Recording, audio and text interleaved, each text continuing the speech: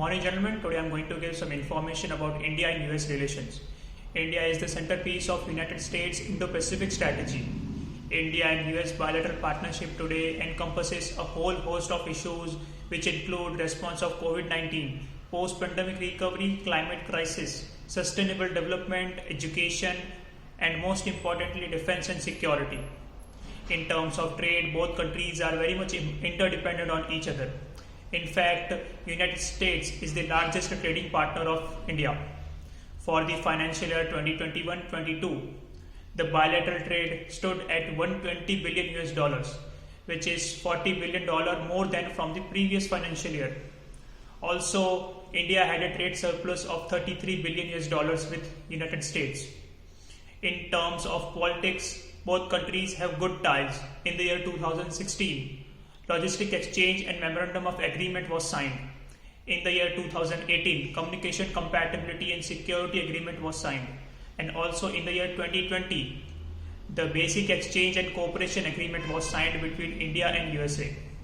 In the recent 2+2 dialogues, both countries have also signed a MOU regarding the awareness in the space and cyberspace, so as to increase the capabilities in war-fighting domains.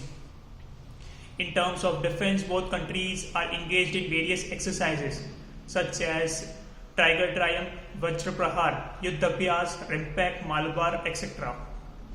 In the past decades, India has also increased its acquisition of US equipment, which includes MH-60Rs, P-8s, C-130Js, C-17s, and 777 howitzers.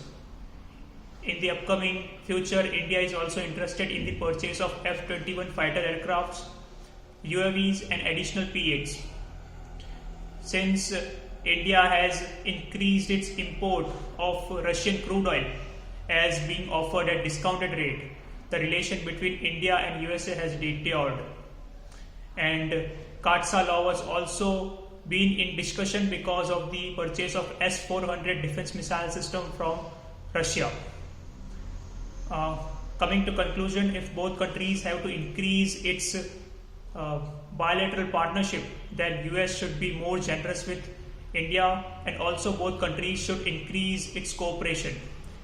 In terms of security perspective, at last I would also like to say that if both countries will use their present circumstances, then they will be able to explore future opportunities. Thank you, gentlemen.